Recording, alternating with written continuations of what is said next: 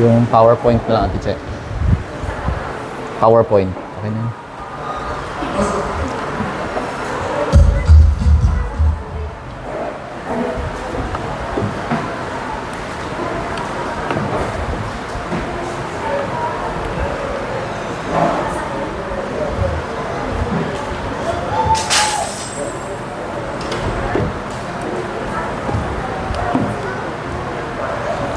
Magandang umaga sa ating lahat.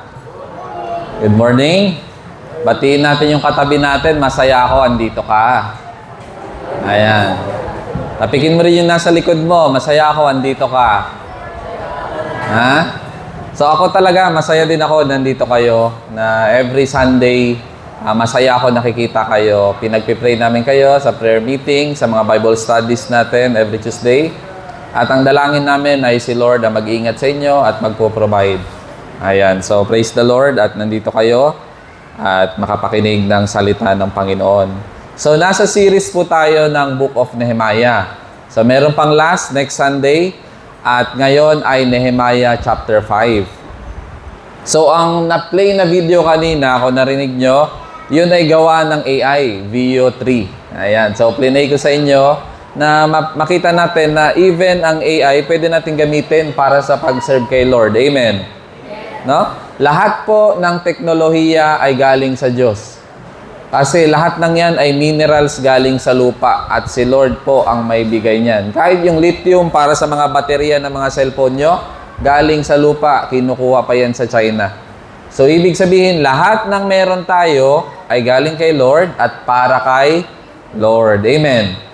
Yung katawan natin, galing din sa lupa. Hindi naman tayo galing sa Anunnaki, no? Yung mga sabi-sabi, na galing tayo sa ibang planeta, na pumunta tayo dito, at yung mga Anunnaki, binago yung genes natin, kaya galing sa unggoy, naging tao. Yun ay hindi totoo. Kasi una sa lahat, ang mga gamot sa katawan natin ay mahanap sa lupa na to. Ibig sabihin, kung galing ka sa ibang planeta, dapat walang native na gamot galing sa planetang to kasi hindi ka taga dito. Amen. So dahil taga dito ka pinanganak, yung minerals ng katawan mo, 90%, 98% galing sa lupa, gagaling ka talaga, nandito na sa planetang to yung kagalingan mo. So yung sinasabi na galing ka sa Anunnaki, hindi yun ha. Okay, amen. Huwag kayong magpapaniwala. Alam nyo, ang daming fake news sa internet. Huwag tayong magpapaniwala sa lahat ng nababasa natin or naririnig natin. So, itong Nehemiah chapter 5, nakita natin na nag-start na sila mag-build ng wall. Pero nahinto. Okay? So, tignan natin. Nahinto yung nila. Ang topic natin ay Restoring Justice, Healing Internal Strife. Okay? So, Healing Internal Strife. Kasi ang nangyari pala dito, ang panglabas na problema nila, pwede pa kay next slide. Ayan. Isa pa. Ayan. So, next slide pala. So, ang external na problema nila ay yung enemies attacking the wall. Okay? Inaatake yung mga Hudyo. Ang internal naman ay yung mga Hudyo, inaapi ang kapwa Hudyo. Okay? Pag tumingin tayo sa Metro Manila, meron ka makita na lugar na sobrang hirap na lugar. Tama? May sobrang 3 patong-patong na bahay. Tapos ang upa, 2,000, 3,000. Okay, so, tapos pag tumawid ka naman sa ibang part ng Metro Manila, makakakita ka ng high-rise building na ang upa ay 50,000, 70,000 ang isang buwan. So, makita mo, iba-iba yung sitwasyon. Okay? Merong mayaman, merong mahirap. At dito sa panahon na to, parang ganun din ang nangyayari. Pero, kung dati, inaapi sila ng dayuhan. Okay? Paki-atras ng slide nga. Paki-atras. Ayan. Kasi ito ay, yun, doon lang. Kasi ito ay panahon na they are under King Artaxerxes. Okay? Ang tatay niya, si Artaxerxes, yung kalaban yung 300. Okay? Kung napapanood kayo ng 300, okay, so yun. Pero dito, dahil under sila ng Persian Empire, nagbibigay sila ng tax sa nananakop sa kanila. Okay, so meron silang tribute doon. Okay, so kung merong naaapi sa kanila na ibang lahi, Dito din makikita natin na mismo sarili nilang lahi ay inaapi sila. Kapwa nila Hudyo ay inaapi sila. Amen. Tanungin mo yung katabi mo, may inaapi ka bang Pilipino? Oh, sige, tanungin mo. May inaapi ka ba? Nang-aapi ka ba? Or ikaw ba yung inaapi? Yun, ikaw yung inaapi. Okay, kung yan ang sitwasyon mo ngayon or yung magulang mo, nakita mong inaapi ng kapwa mo Pilipino, ito din ang sitwasyon ng mga Hudyo. Kapwa nila Hudyo ay inaapi sila. Okay? So, nagkakaroon ng problema. Pero dito, makita mo kung gaano kalakas na leader si Nehemiah para mabago ang sistema. Nagawa siya ng polisiya para mabago ang systemic na pang-aapi sa kapwa Hudyo. Ibig sabihin, ito kasi, gobernador na kasi ito, kaya about mga batas na to, parang hindi na nga ito pang church eh. Kasi yung message niya ay actually yung country. Paano baguhin ang isang bansa. At ang pagbabago ng isang bansa ay hindi nakabase sa emosyon, kundi nakabase sa polisiya. Kundi babaguhin yung konstitusyon para wala sa konstitusyon yung pang-aapi mismo. Ito yung ginawa ni Nehemiah. Binago nila ang kanilang batas para hindi maapi yung kapwa Hudyo. Tanong, kaya mangyari sa Pilipinas yon? Ayan yung mahirap, no? Okay, tignan natin ang tatlong grupo na inaapi sa panahon nila. At tignan natin kung saan tayo dito sa tatlo. Okay, so sige. Next slide mo nga. Ayan, ito na yung tatlong grupo. Ang unang grupo ay mga landless poor. Walang mga property. Ang kailangan nila pagkain araw-araw. Ito yung mga grupo ng tao na iniisip anong makakain bukas. Anong kakainin mamayang gabi. Okay, isang kahig, ito yung na grupo. Pangalawa, ito naman yung mga, sabihin natin, middle class, no? Kasi, property owners, meron silang property. Pero, forced to mortgage land. Kailangan nilang isanla or kailangan nilang gawa ng paraan, magsangla para magbayad lang din ng tax. Magbayad lang din ng utang. Sino na nakatry niyan? Mangutang para magbayad ng utang. Taas ang kamay. Huwag na lang pala. Baka lahat ang itaas ang kamay, no? Pero ganon ang buhay nila, no? Sobrang hirap. And ang last group, borrowed money for king's tax. Ito, yung mga taxes nila, kailangan nila mabayaran kasi pag hindi nila binayaran, kukunin lahat sa kanila. Wala silang choice.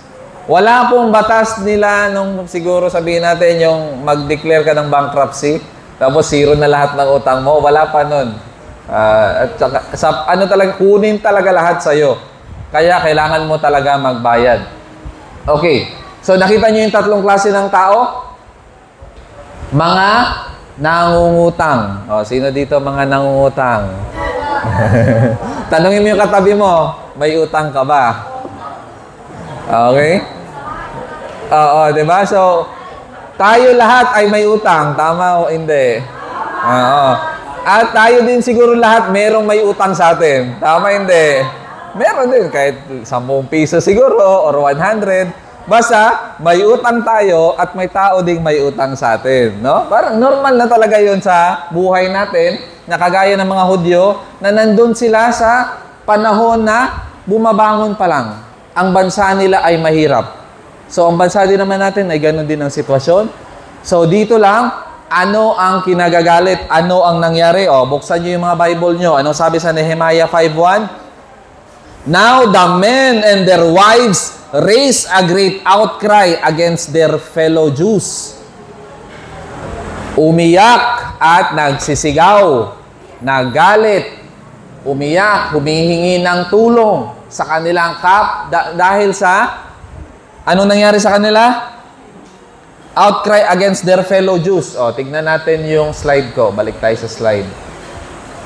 Ayan. Salamat, Ezekiel. At nandiyan ka para sa patalon-talon natin. Okay, next slide. So, ang first point natin ay acknowledge and confront internal injustices. Okay? So, kung meron kang nakita na walang hustisya, kailangan mong tugunan yun. Amen. Amen. Tayo mga Christian ay tagatugon ng injustice. Hindi po lang na just tiis, no? Tiisin mo lang, wala. Amen. Tayo ay mga Kristiyano at hindi dapat tayo nakapikit sa lahat ng mga nangyayari sa paligid natin. Amen. Tikom ang bibig, pikit ang mata, takip ng tenga, para tayong walang nakikita. Hindi po ganyan ang pagiging Kristiyano. Amen. Amen. Minsan sinasabi natin, bahala na pastor, apihin. Huwag lang mang-api. Yun yung sinasabi natin, no? Tama naman yun. Dapat hindi tayo nang-aapi. Pero mas maganda kung susolusyonan din natin yung mga inaapi. Lalo na kung nasa kapangyarihan natin na pwede nating aksyonan. Amen. Amen. Amen. Okay? So, confront internal injustice. Nung nalaman, narinig ni Nehemiah na ganito na pala ang nangyari, kaya pala huminto. Busy sila nagawa ng wall, huminto. Kasi habang nagpupukpok andun, naniningil yung Bombay, sinisingil. Paano? Magtatrabaho kung andun yung maniningil sa'yo palagi, no? Nakabuntot. Amen? Kawawa naman, nagtatrabaho sila sa wall, maya-maya sila sinisingil. Kakainin na lang nila, sinisingil pa sa kanila. Amen? Ayan, oh. Tanungin mo yung katabi mo, ang lakas mo ba maningil? Sige nga, tanungin mo. Okay? Meron pa yan sasabihin dyan si Nehemiah. Tignan natin. Oh, next verse, next slide. So, Nehemiah listened to the people's cry. He became righteously angry at injustice. Okay lang po magalit. Amen. Amen. Lalo sa injustice. Lalo pag walang hustisya at yun yung kinagagalit mo, okay lang po. Kasi pag tayo ay yan yung kinagagalit natin, ay pwede natin yang solusyonan. Amen? Okay? So, he confronted the nobles and the officials publicly. He demanded immediate action, not just words. Naghanap siya ng solusyon. O, tignan natin yung word. Next slide. So, itong word na sharp cry of distress ay galing sa Hebrew word na tse'aka. Okay? So, ibig sabihin, brief, urgent plea for help. Ibig sabihin, urgent na. Kailangan na. Meron bang lumapit sa inyo na kailangan na niya yung tulong mo? Meron ba? O, anong ginawa nyo nung nilapitan kayo? Urgent na. Ha? Nagalit. Nagalit. Oy, okay. O, anong ginawa nyo? Urgent na. Alam nyo ba na yung word na yan na tse'aka ay 21 times paulit-ulit na balik sa Old Testament? Ibig sabihin, pag paulit-ulit ay importanteng salita. Okay? Pag nauulit. So, brief, urgent plea for help. Nangangailangan talaga sila ng tulong. At ano yung respond? Ito pa, yung isang Hebrew word pa dito, yung to exploit, charge interest, ay galing sa Hebrew word na nasya. Okay? So, sino ang nagnanasya dito? Nasya? Ano yan? Pag ikaw daw nagpautang, bawal magpatubo ng interes. Amen? Tignan nyo ang reklamo ng mga Hudyo kasi sa panahon po nila ang daming mola, ang daming mga, ano yung mga loan ngayon sa online? Oh, may 5, 6, ano pa yung mga loan sa online? One hand, ang dami po sa panahon nila yun. Na sobra magpatong ng interes, mga Pilipino na rin naman sana. At kung makapaningil, para kang papatayin, tatakutin, nasa barangay na kami, at kukunin ka na namin. Ganun yung mga pananakot. Amen. Ito din, ang nangyayari sa mga Hudyo, grabe ang interes. Patong-patong. Tanungin mo yung katabi mo, sabihan mo yung katabi mo, tapikin mo yung kaliwat kanan. Sabi mo, tanggalin mo na yung interes sa mga pinautang mo. Ha? Tanggalin mo. Ako, mayroong mga nakakalapit sa akin, mangutang, kahit masyado matagal na, walang interest. Hindi ako nagpapa-interest. Minsan, di ko na... Amen. No, wag kayo sabihan mo yung nasa likod mo, wag kang mag-interest. Basahin natin yung Bible verse. Baka sabihin nyo, ay, gawa-gawa lang ni pastor yan para wala nang masingil sa kanya. Tingnan natin. Imagine nyo kahit yung mga third party, pagka may loan ka sa bangko, nasalin sa third party, yung utang mong 50,000, babayaran mo ng 120,000. Kaya wala akong tiwala dyan sa mga third party na yan. Pagka nalipat na sa kanila, sasabihan ko lang, oy, hindi legal yan. According sa SEC, bawal mag-interest ng lagpas 100%. Yung binigay mo na interest, lagpas 100%, times 2 mo. Kaya, marunong tong taong to kinancel nila. Kailangan alam mo rin yung batas. Kasi may mga tao na aabusuin ka. Pilipino din po yan. Yung mga may-ari ng mga yan. Amen? Okay? So, going back, basahin natin. Nasa Leviticus 5:35 to 38. Sige, tignan natin yung verse. Wala dyan sa slide. So, check nyo na lang sa mga Bible nyo. Basahin ko. Leviticus 5:25-35 to 38. If any of your fellow Israelites become poor and unable to support themselves among you, help them as you would a foreign and stranger, so they can continue to live among you. 36, makinig. Do not take interest or any profit from them, but fear your God, so that they may continue to live among you. You must not lend them money at interest or sell them food at a profit. I am the Lord your God who brought you out of Egypt to give you the land of Canaan and to be your God. Narinig nyo? Anong sabi ni God sa Leviticus? Huwag mong pagkakitaan ang mga mahirap. Amen? Amen? Tignan nyo, anong nangyayari ngayon? Pinagkakakitaan yung mga mahirap. Alam nyo, pag tayo pinagkakakitaan natin ng mahirap, sino kalaban natin? Si Lord. Kunyari, may nakakabit sa kuryente mo. Pinatungan mo ng sobrang laki. Pinatungan mo ng 10 per kilowatt o 15. Sa tingin mo, nagkakapera ka nga. Di ba sa squatter, yun talaga yung kalakaran. Yun yung kalakaran. Nakatira po ako sa squatter 2019, 2020. Nag-rent kami. Tapos, sinabi sa akin yung bill ko, yung gamit ko sa bahay, electric fan na yung diipit. Tapos binigyan ako ng bill na sobrang laki. Gulat ako. Sinugod ko yung may-ari. Ang tapang ko pala nung panahon na yun. Isiga pala yun sa lugar namin. Alam yun nila nanay. Sinugod ko, galit na yun. Ma'am, bakit naman ganito yung bill namin? Ang laki. Kasi may patong pa daw yun. Hindi daw yun yung regular na bill. Ganyan daw. So, yan yung sinasabi na pinagkakakitaan mo yung mahirap.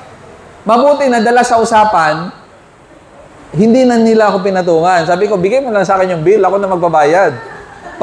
Uupahan ko lahat, 3 palapag nila na building, ako nag-rent para wala akong kaagaw. Yun, yung first floor, ginawa kong tubigan. Second floor, ginawa kong paupahan. Third floor, ginawa kong paupahan. So, para wala na. Kaso, ang laki ng bill ko tuloy. Ang laki ng inupahan ko Pero ang point ko, ganun ang kalakaran. Sa lugar kung saan ang mahirap, lalong pinagkakakitaan. Amen? Sabihan mo yung nasa harap mo, tapikin mo, huwag mong gayahin yon. Pag ikaw nakaluwag-luwag, huwag mong gamitin yan para mang-api sa mga mahirap. Amen? Ay, marami akong kilala na yung negosyo nila, lending, ay hindi nauubusan ng sakit. Hindi nauubusan ng sakit sa katawan kasi si Lord ang kalaban nila. Lalo na yung lending na hindi lang 5'6", 5'7" pa. Ang laki. Maganda yun sa height pero hindi yun maganda sa utang. Yung 5'7". Okay, ako 5'6" ako. So, pero hindi ako nagpa 5'6" Okay, height lang yung 5'6" sa akin. So, hindi po maganda na pinagkakakitaan natin ng mahirap. Amen? Tapikin mo yung nasa katabi mo, huwag mong pagkakitaan ng mahirap. Sige, tapikin mo. Ha? Sabi nga, kung magbebenta ka sa kanila, walang profit. Ibig sabihin, non-profit, no? Yung ano lang talaga. Para makatulong lang. Kaso, tignan nyo ang sistema ng Pilipinas. Kung sino yung mahirap, sila yung mas mahal yung gasto sa bilihin. Kasi tingi-tingi ang binibili. Tama? Bumili ka ng 1 kilo sa tindahan, pakilo-kilo, ang mahal. Pero yung mga may kakayanan na bili ng sako-sako, mas nakakatipid. Tama? Bibili ka ng sachet na sabon panglaba, mas mahal kaysa bumili ka ng malaki na pang 1 buwan. Kami sa bahay, isang malaki na sabon panglaba. Yung bigas namin, isang malaki din. So, hindi kami nabili ng tingi. Kasi nga, mas mahal nga yun. Okay? So, ganun po ang realidad. Ang bansa natin sa panahon natin ay magkahawig sa panahon ni Nehemiah. Amen? Grabe, yung pang-aapi sa kanila. To exploit, ine-exploit, at naglalagay pa ng interest. Amen. O sige, isipin nyo na lahat ng may utang sa inyo at kung ilan yung interest na nilagay nyo. Sabi nyo, wag mo nang bayaran yung interest. Yung utang na lang. Amen. Amen? Amen. Parang ayaw nyo. Parang hindi, pastor, sayang kasi doon kasi tayo yayaman, pastor, sa interest Ay, pagka ganun tayo, nako, mapapalo tayo ni Lord. Amen. No? Huwag tayong mang-api at mangsamantala sa sitwasyon ng kababayan nating nahihirapan. No? Amen. Lalo, lumalabas ngayon sa Facebook, yung itlog daw ng lalaki, 10 milyon pag binenta. Doon sa US, pag binenta daw yung baka sabihin mo, oy, benta mo na yan. May 20 million ka pala dyan. Amen? Ang isipin natin, hindi tayo mang-aapi at hindi tayo magiging kagaya sa mga Hudyo na to. Okay? Na nagpayaman sa kahirapan ng iba. Kaya kailangan kung may negosyo ka, yung client mo, yung mga mayaman, para malaki yung kita mo. At wala kang kasalanan kay Lord. Amen. No? Hikaos na nga yan. Iipitin mo pa. Kukornerin mo pa. Ay pag yan umiyak kay Lord, patay kang bata ka. Umiyak ka na, patay kay Lord yung iniyakan mo. Pag tayo inapi ng mga ng sobra-sobra, si Lord po ang tagapagtanggol natin. Amen. Amen. Oo. Kagaya dito, si Lord ang nagtanggol sa kanila. Okay?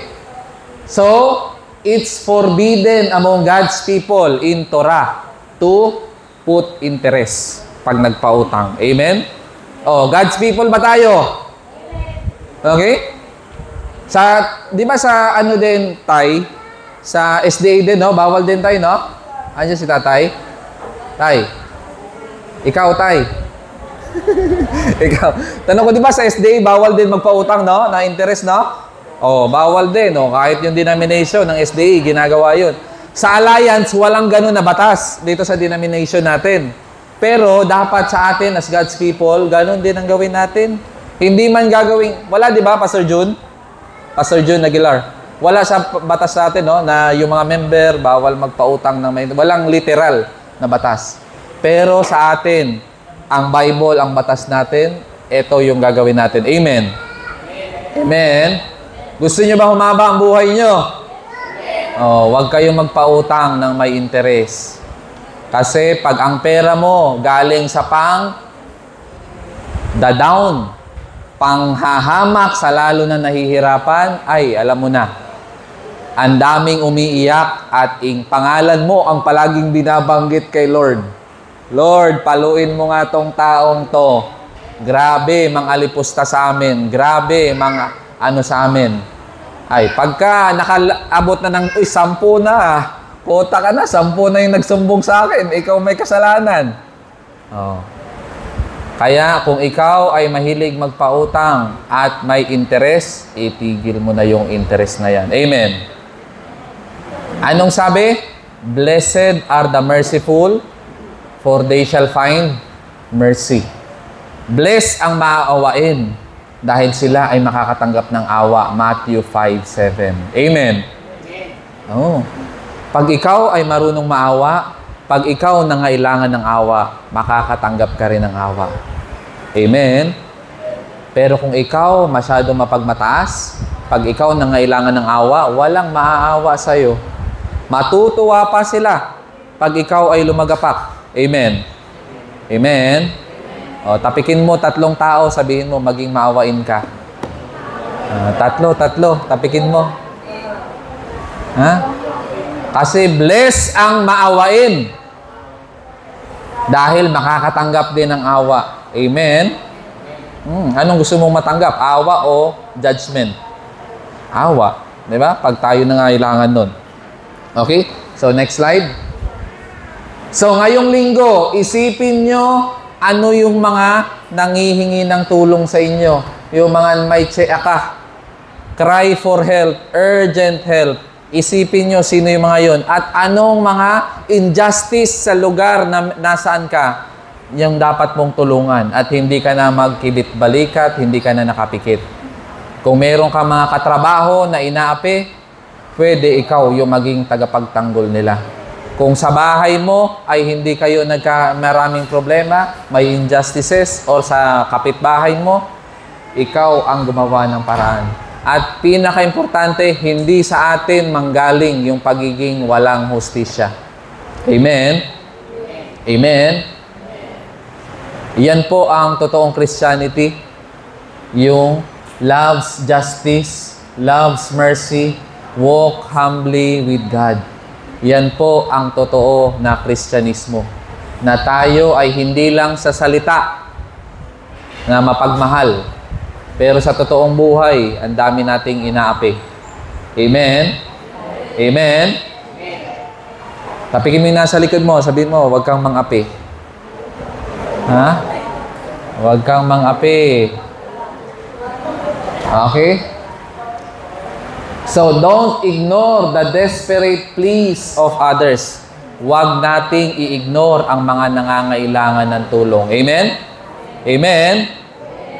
Ang sabi ni Jesus, pag may kumatok sa pinto mo ng 10 oras ng gabi para humingi ng tulong at sasabihin mo, ay gabi na, bukas na lang. Malas, maglabas ng pera sa gabi. Sabi ng mga sabi-sabi, no? So, ang sabi ni Jesus, huwag ganon.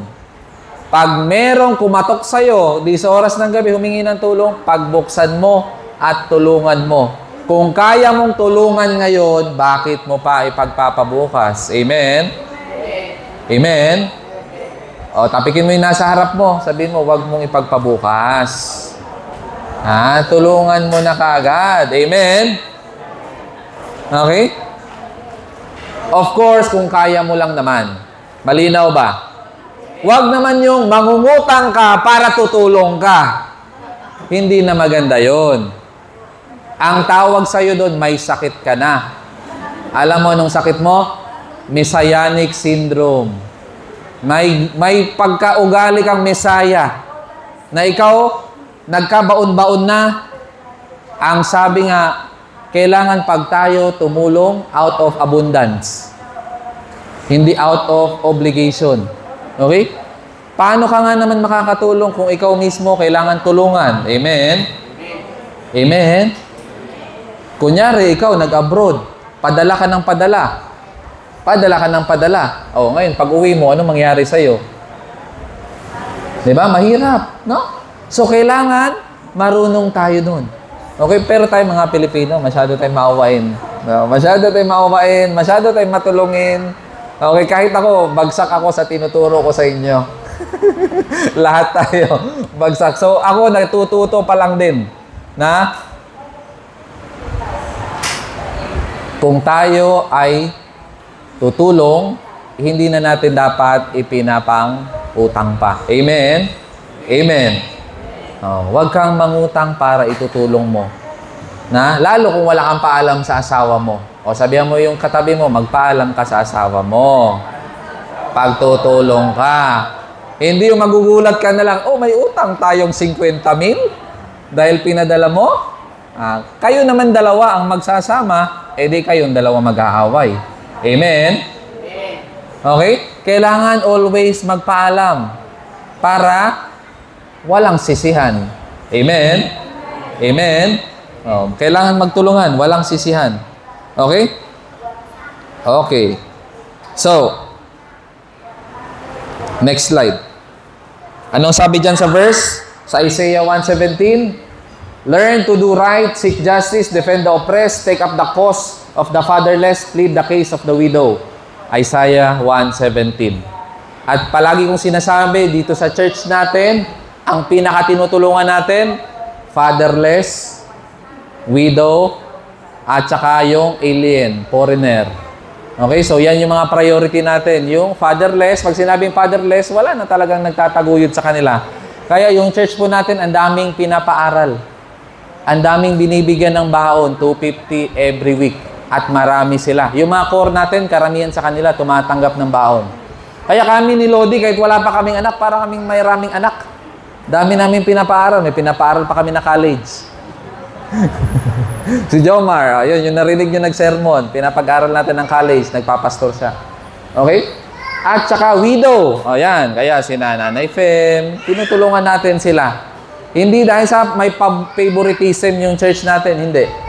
Nakasulat po sa Bible. Kung sino yung mas kawawa, yun yung mas tutukan natin. Amen? Amen? Amen? O, kaya walang inggit, bawal ang inggit, ha? O, sabihan mo yung katabi mo, huwag kang mainggit. Ha? O, kung gusto mo, tulungan ka ni pastor, sige, maging kawawa ka. O, payag ka ba nun? Maging kawawa ka para tulungan ka ni pastor. Amen? Okay? So, tayo ay merong sinusunod. At yung Bible ang sinusunod natin. At meron din sa James 1:27, di ba? This is the religion that God desires. No? That God approves. Ano sabi doon?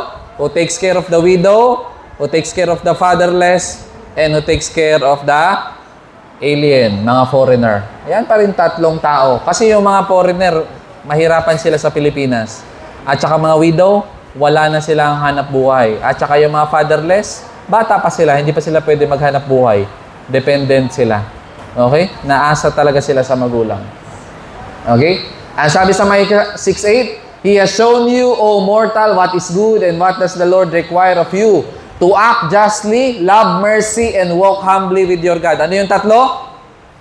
Act justly, love mercy. Oy, mahalin mo ang pagiging maawain. Amen? Tanungin mo yung katabi mo, mahal mo ba ang pagiging maawain? Ha? Oh. Tanungin mo yung nasa kanan, pusong bato ka na ba? Ha? Hindi ka na naawa. Wala ka ng awa. Pag may lumapit sa'yo, wala na. Hindi ka na tinatablan. Okay? And, walk humbly with your God. Matutong magpakumbaba. Amen? Minsan, meron ako mga gustong tulungan na masyado mapagmataas.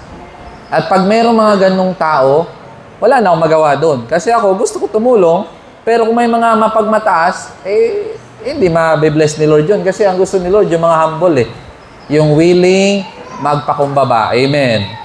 Amen? O, sabihan mo yung katabi mo, magpakumbaba ka na. Ha? Sabihan mo yung katabi mo, magpakumbaba ka. Kasi pag ikaw nagpapakumbaba, itataas ka ni Lord. Pero pag ikaw nagmamataas, ibababa ka ni Lord. Amen? Okay? Ganun lang. Alam niyo yung church natin, parang kagaya dito sa kay Nehemiah, nagtutulungan. Nagtutulungan. Hindi lang yung sinolusyonan ni Nehemiah about spiritual lang na pag-build ng wall. Sinolusyonan niya rin yung mga problema ng mga kasama niya. About sa pera, tingnan niyo yung mga iniiyak nila. About pera din naman. O, di ba? Sa panahon natin, puro pera din problema, di ba? Sa panahon nila, puro pera din yung iyak nila. Amen? Kaya makarelate talaga tayo sa kanila. Pero si Nehemiah, hindi siya nakapikit sa problemang pinansyal ng mga nakapaligid sa kanya. Bagkus, sinolusyonan niya. I-cancel nyo na lahat ng interest at yung mga nasingil nyo na interest, ibalik nyo. Grabe, no? Aba, ang mga tao sumunod, ibinalik sa mga siningil nila, yung interest. Alam nyo bakit nagawa ni Nehemiah yon? O, makinig, tingin sa akin. Bakit nagawa ni Nehemiah? Si Nehemiah po mismo ay ganun ang ginawa niya. Siya ay gobernador, pero ang ginawa niya, hindi niya tinatanggap yung mga perks niya. Di ba, pagka nasa official ka, marami kang benefit, no? Hindi niya tinanggap lahat. Lahat na matatanggap niya, pinapakain niya. Araw-araw, 150 katao pinapakain niya. Parang may barangay na tinutulungan, pakainin. At minsan galing pa sa sarili niyang bulsa. Amen? Hindi makasarili si Nehemiah. Oh. Sabihan mo yung nasa likod mo, gayahin mo si Nehemiah. Gayahin mo. Sige, sabihin mo, gayahin mo si Nehemiah, hindi makasarili. Amen?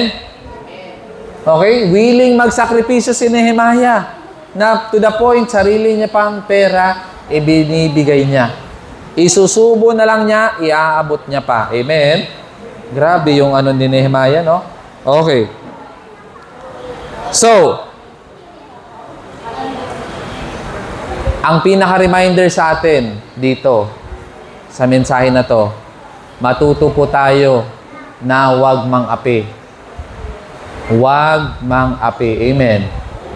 Amen. Okay? At huwag maglagay ng interes. Kung ikaw yung nakakaluwag na nagpapautang, huwag kang maglagay ng interes. Sa mga young people, kung wala pa kayo sa ganun na panahon, pag kayo yumaman, zero. Pag yumaman ka, huwag kang maglalagay ng interes, Magpautang ka na 1 milyon, huwag mo patungan ng interes. Amen. Okay? So, ganun ang mensahe natin ngayon. And pangalawa, tayo na wag natin i-exploit, wag natin pagkakitaan ang mga mahirap.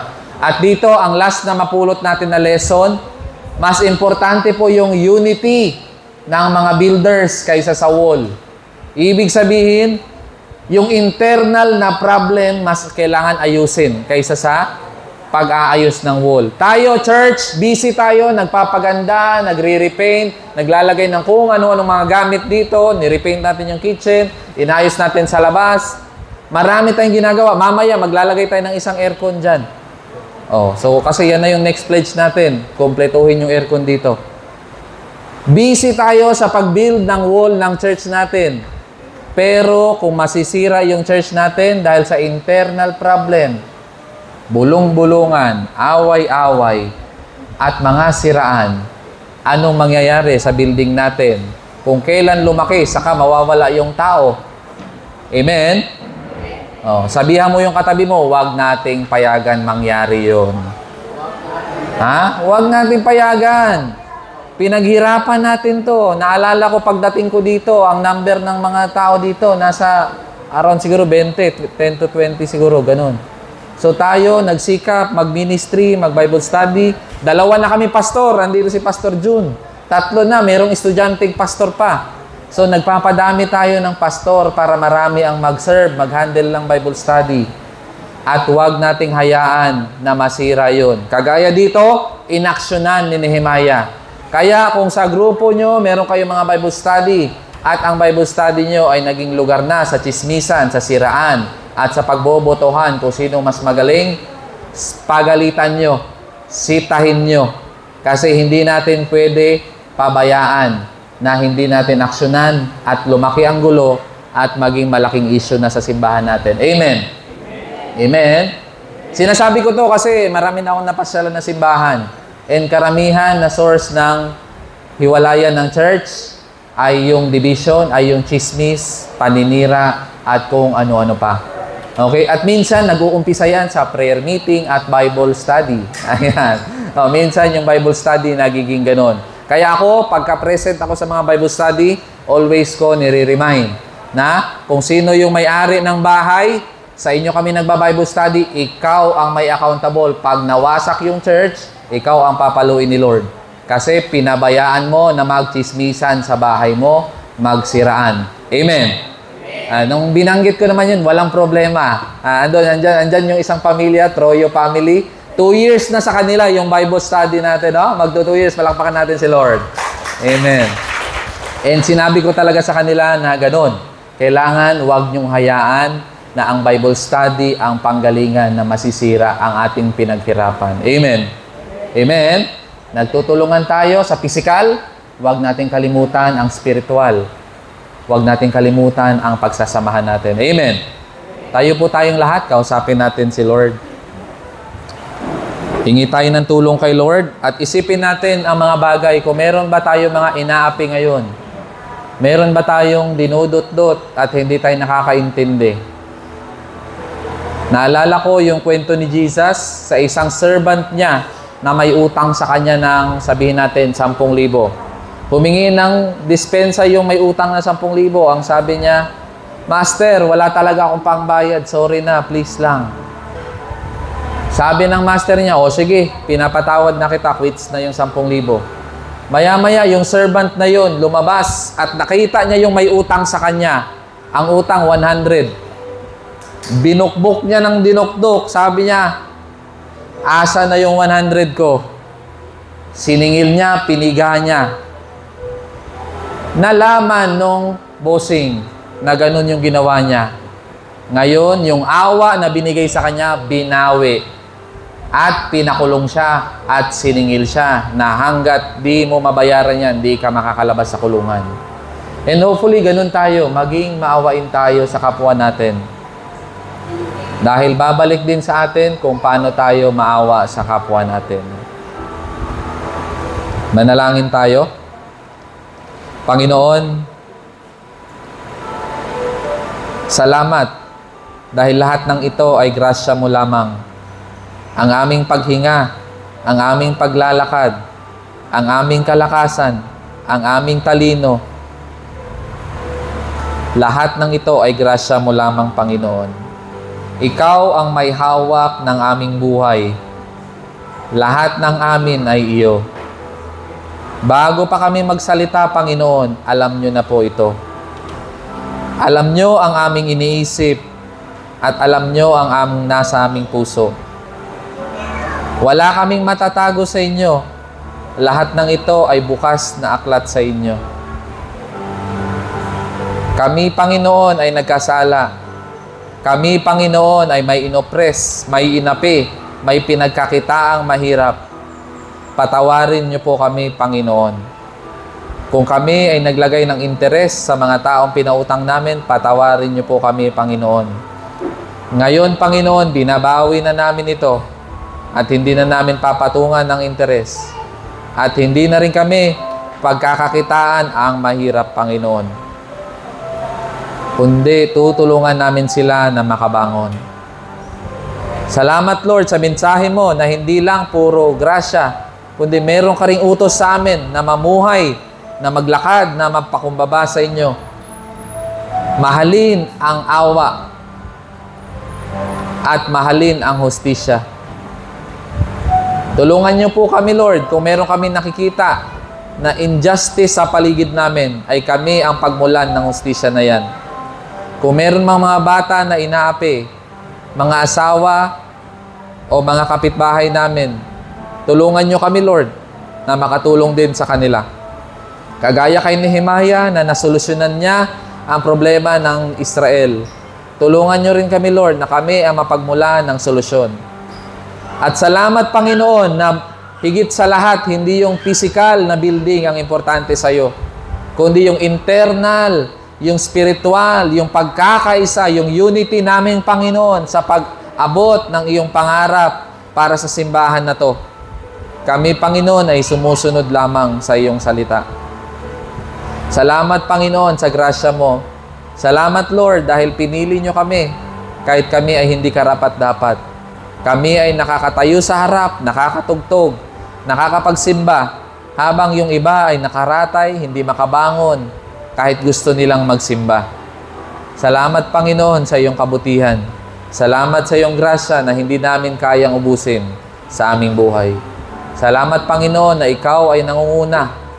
Lord, sa lahat ng susunod, sa aklat mo, sa utos mo, sa araw na to, pagpalain niyo po sila. Ibalik niyo po sa kanila ng 100-fold ang kanilang obedience sa inyo. Sa lahat ng susunod na anak mo na nandito ngayon, pagpalain niyo po sila at iparanas niyo sa kanila ang iyong kabutihan. na binibless mo ang iyong mga anak na sumusunod sa iyong salita. Salamat, Lord.